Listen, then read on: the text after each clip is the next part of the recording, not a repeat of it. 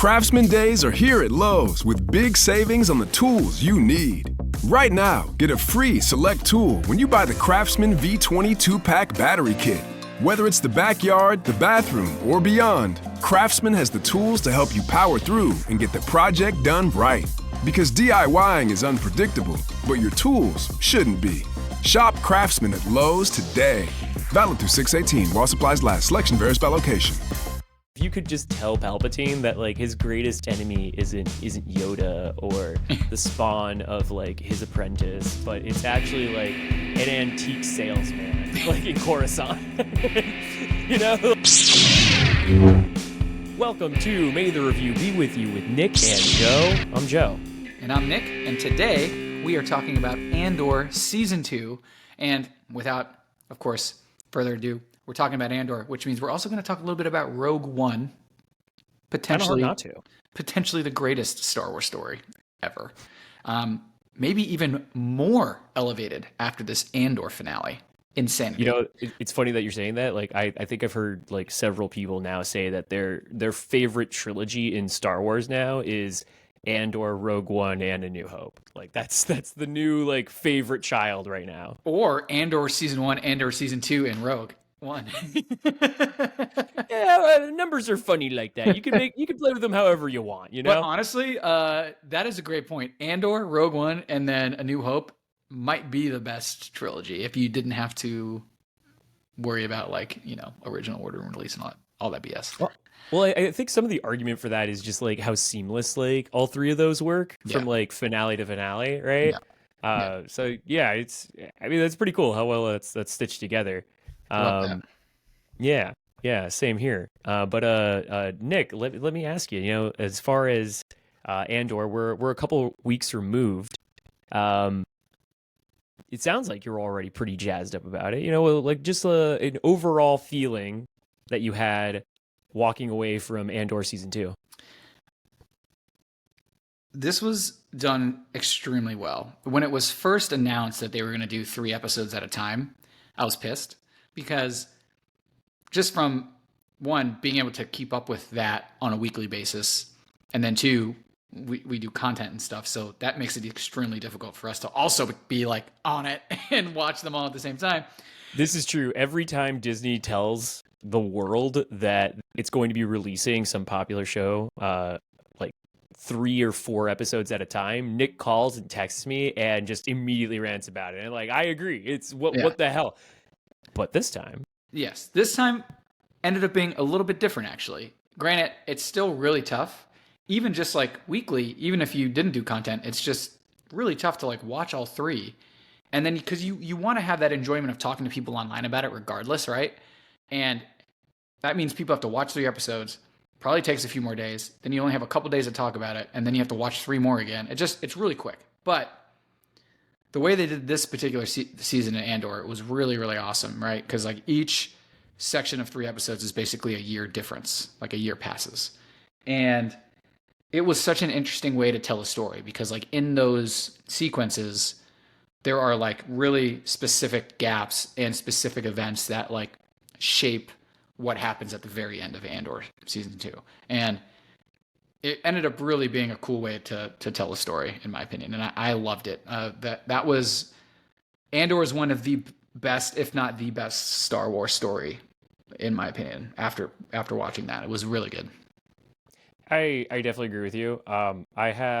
It's for me, it's definitely one of the better shows. I think I'm probably going to come off as a bit more critical, not just that I feel like the most, but overall, like I had an amazing time with this show, and like it was done phenomenally well.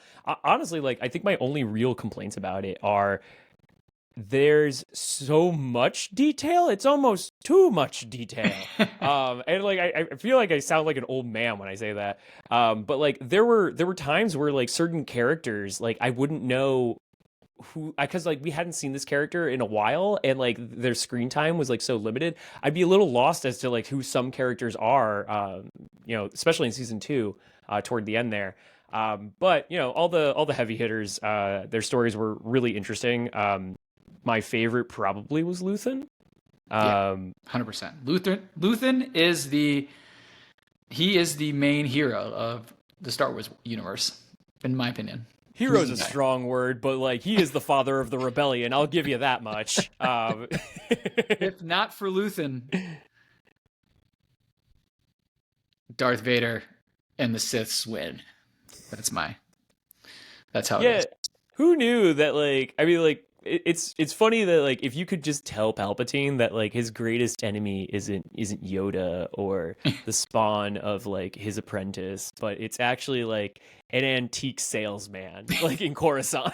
Like The that's amount actually of the greatest anger threat to the that Empire. Palpatine would have if he knew. The cool part about that, or at least the Rogue One thing, is like there are some things that Andor does in Rogue One that immediately in my head after rewatching it, I was like, this is Luthen esque.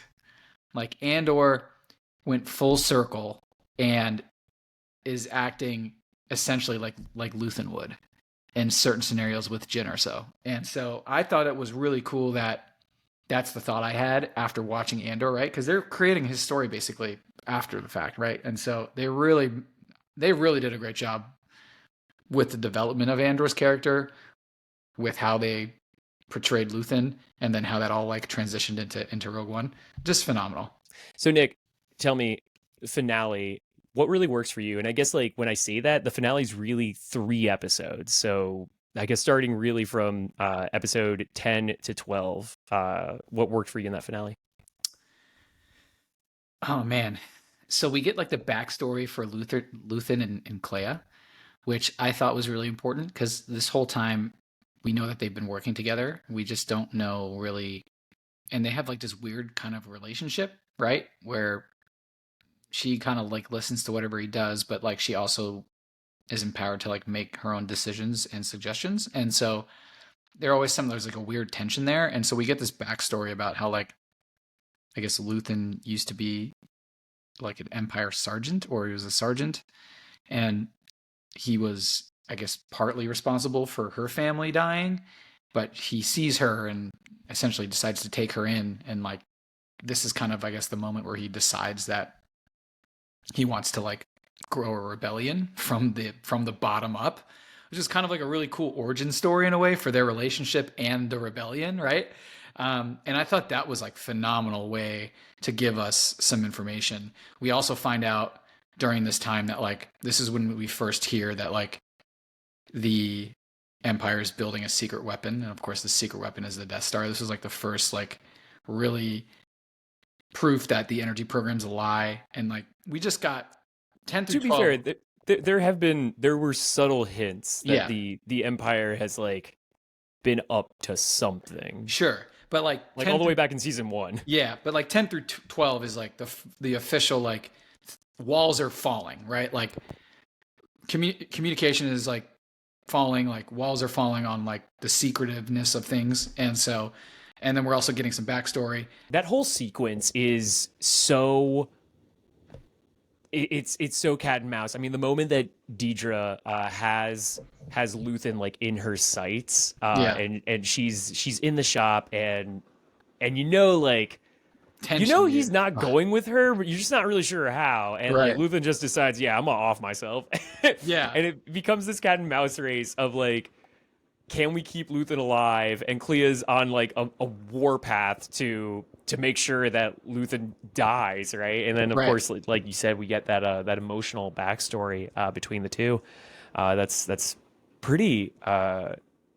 It's interesting to see them in that way, right? This father daughter relationship, which is not really something. It's not really how I had seen them before. Right. Um, yeah, I'd seen them in more of a partnership, and I think I think throughout the majority of their past, they do actually have that, or as far back as like she's even a child. But there are those moments, right, where Right. it is a father daughter relationship, Yeah. and And how heartbreaking too, how like their relationship was built so well, and they both had such a great understanding that like the only thing that matters is the rebellion. And so she knew she had to finish him off to ensure that their plan was like gonna go through. And it was just like so heartbreaking, but also like impressive because you also get to see her in a little bit of a different light than you hadn't seen her yet, right? She was like very behind the scenes, very secretive, and then this moment she had to just be like use all of her spy power basically and everything that she had learned to kill the guy that taught her everything she knows, which is like so crazy. That's kind of like what we got through that. So interesting. Well, it kind of like harkens back to a conversation that Luthen has with Cassian earlier in the season, right? Where he actually might not be Cassian. I forgot who he has this conversation with. Where he reminds whoever the person that he's talking to, who there's so many of them just want to get out like at any given time. Luthen has this conversation so many times with people of someone who wants to get out, and he reminds who he's talking to that like their destinies had been decided as soon as they made this their mission, right? It's going to end in their death, and like whether or not they get to see the fruit of their labor, they don't know, but they're going to make sure that they actually die for a cause worth dying for, right? Hopefully planting the seeds of the destruction of the Empire. So I agree with you. I think the finale is really, really awesome. I wasn't expecting the reveal at the end.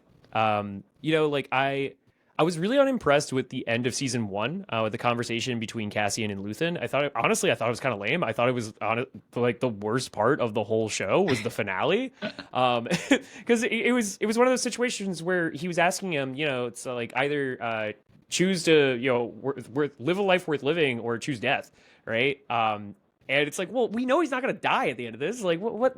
Right. We know he still has work to do. Right. So I was really disenfranchised by that ending, right? And then season 2 ends up being phenomenal. Same way that season 1 was really phenomenal. But I figured that this was really only going to end in one way with like, some kind of good segue into Rogue One. And of course that does happen. But then you get that extra scene with Bix. Yeah. And the child. And that was so unlooked for. And like you know what that was? That was a New Hope, baby. Like that felt like at the end of Rogue One, while like, man, that movie is awesome, it's filled with so much doom and dread. Yeah. And like I think that movie stands out because it doesn't feel very Star Wars, right? Like so much of Star Wars is built on hope. Rebellions are built on hope. So to have that like this inkling that like not all of Cassian Andor is dead. Like there's a part of him that is still alive out there. Like that was awesome. I love that. That was very unexpected. And it really does change the ending of Rogue One. It changes the feeling, right? It's crazy when you think about how that one scene completely changes how you view a movie that's been out for years now, right? Like the way that they've done this. And so really interesting. Does it change how you view Jyn Erso and Cassian's relationship? Oh, for sure. Yeah, like, same. I think the first time I watched it, or originally, like there was some tension there, right? You were like, oh, what if in another world, if they weren't going to die, maybe there's something there. Yeah. But upon rewatching it after Andor finished, I was just like, Jenny, you never stood a chance, girl. There's no way. Like it was purely like business the whole time, in a way. I feel because like there's definitely like something there like toward the end, right? Like as they're doing the final mission together. Yeah. And like I kind of like imagined it as like not that they showed anything romantic, but it felt like there was a chemistry there, right? Yeah. A little bit, especially as like they're waiting to die. And I don't know, retroactively now that I see it now with like the idea that Bix is still out there. By the way, that was a nice twist. I kept waiting for Bix to die. I was like, well, this is dumb. Bix is going to die at any moment. And like the idea that she just leaves, that she just decided like, I'm going to leave the story. Like, yeah. I don't need to be in the story anymore. Yeah. Like, I loved that. I was like, holy crap. That was actually really unexpected and like somehow worse than her dying. Right. Exactly. It was worse. It was worse. I'm assuming she knew she was pregnant in that moment, or she... I think looking back on it, I think that's the implication. The implication, yeah. But yeah, like with like retroactively looking at Jyn Erso's story and like her and Cassian, I think now like I think it's more like he feels. I think he believes in her, right? Yeah. Like when she's like, "I'm gonna rally, I'm gonna do this." Like whatever chemistry I thought was going on there, retroactively, I'm like, no. He feels inspired by her. Yeah, exactly. And he plays a very Luthen-esque role in getting her to join the rebellion essentially and like get on board with like wanting to change this. And that was just a cool. That's the thing I really loved about watching them back to back is like you really get to see the full character development of Andor, and then he ends up essentially turning into this Luthen figure in that Rogue One. In Rogue One, the one more thing I wanted to mention real quick about Luthen, and I forget if this is in season 1 or at the beginning of season 2, because like I rewatched them. We watched them basically congruently together, and I don't think there's a more badass ship than Luthen's. Show me a better. This is what the Millennium Falcon wishes it was. I'm sorry. Damn, those are some fighting words. Luthen's ship is so much more advanced than anything we've seen someone in the rebellion fly before. Like the getaway from that starship or the Star Destroyer or whatever, it's so freaking cool. Like it is as good as it gets. I know we'll definitely clip it in here because it is like the coolest. It's the coolest scene, one of the coolest scenes in like all of Star Wars, in my opinion. Like I freaking loved it. And I think we've done a top 5 Star Wars moments before. That might be in my top 5 now because that moment was so cool. Anyway, had to say it, had to mention it.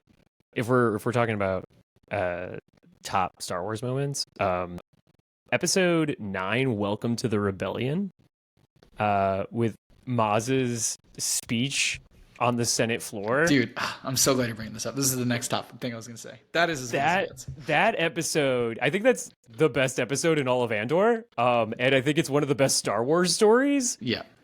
It is intense and really awesome. And it's funny to me, like, I think the tricky part about prequels is ultimately where it's going to go. So like trying to create stakes or trying to build tension, I think can be really tricky. Yeah. But that episode does it masterfully, right?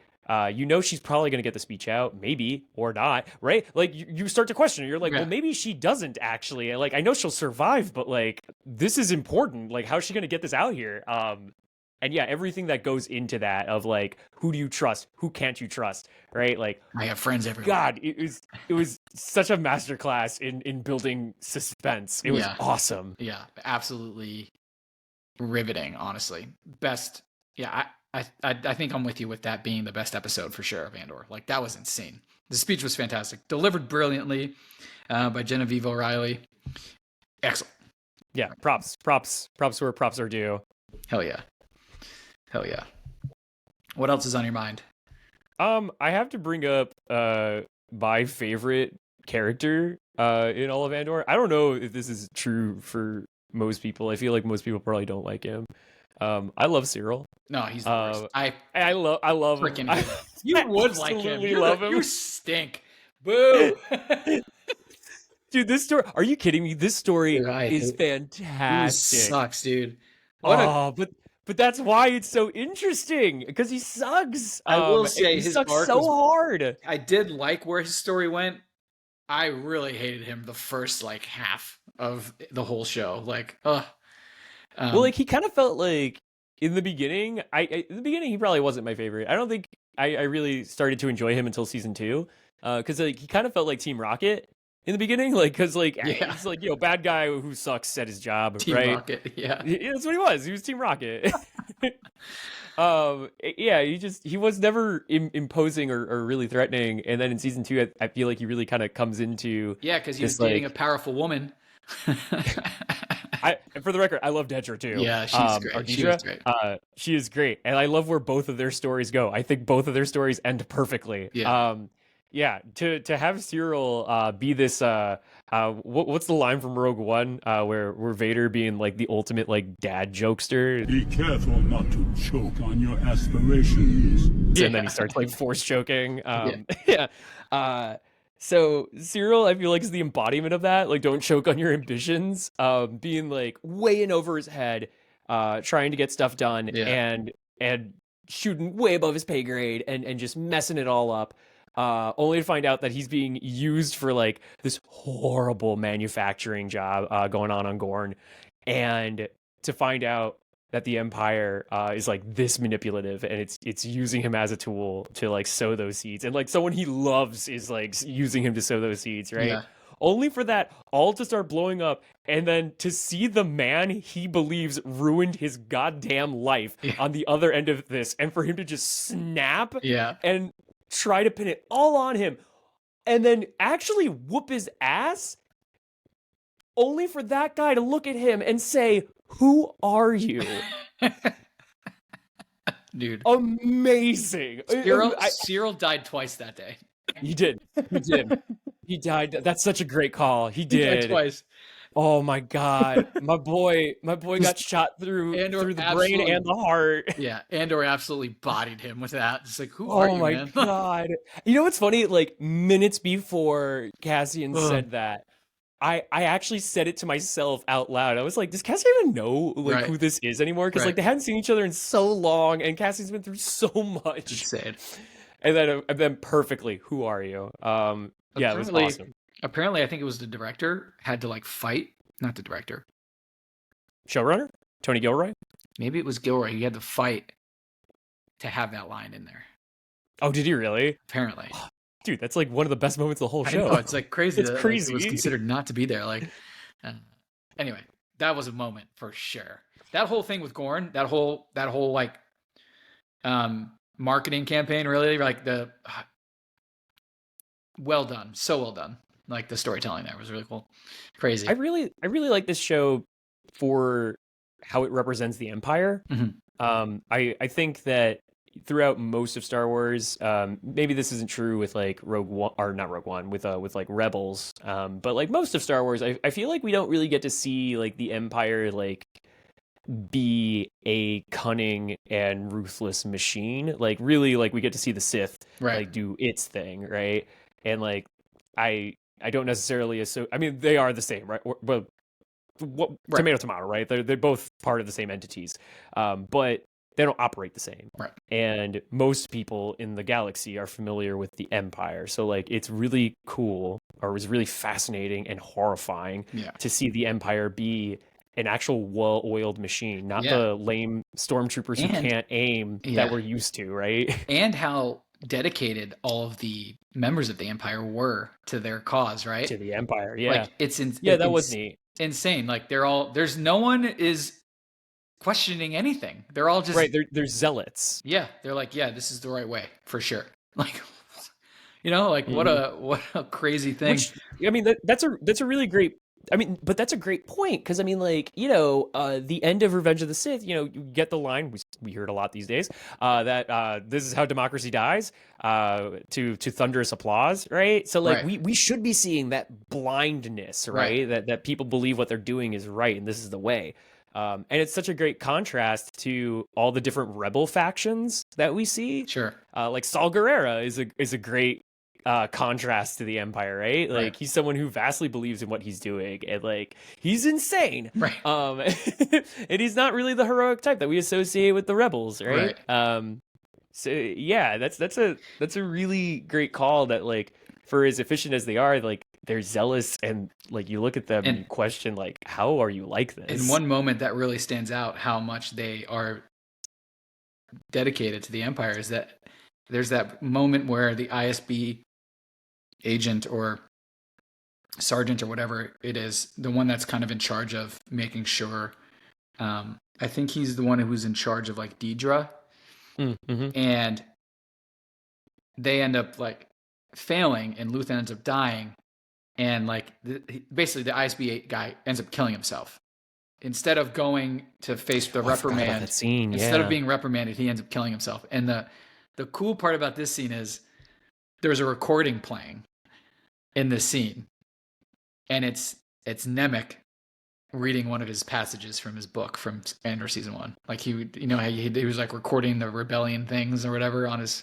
camcorder, and the Empire like had this in their possession, and we're listening to Nemec basically talk about how rebellions are made while the ISB guy's like killing himself because he failed.